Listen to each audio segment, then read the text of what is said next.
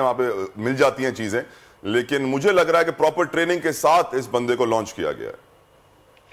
طلحہ بھائی thank you very much. بسم اللہ الرحمن الرحیم۔ طلحہ بھائی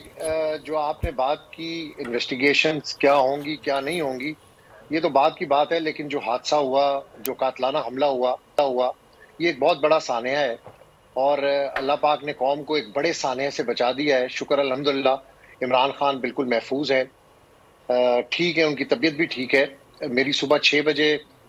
جو ہاسپٹل میں کچھ لوگ ان کے ساتھ تھے، میری ان سے بات ہوئی، میں نے خیریت دریافت کی۔ انہوں نے کہا کہ قدرے بہتر ہے۔ آج میٹنگ بھی ہوگی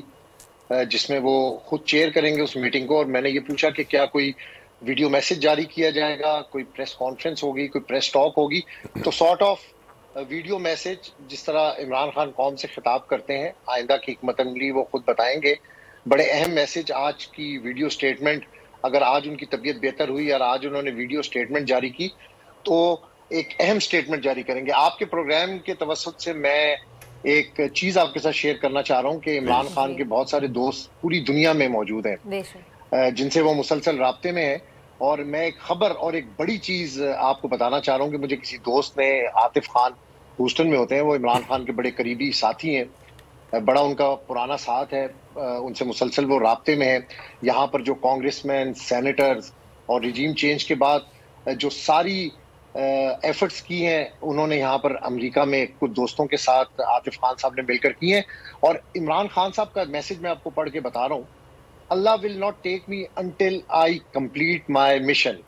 یہ عمران خان صاحب کا میسج ہے، یہ آپ کے پروگرام کے اندر میں اس کو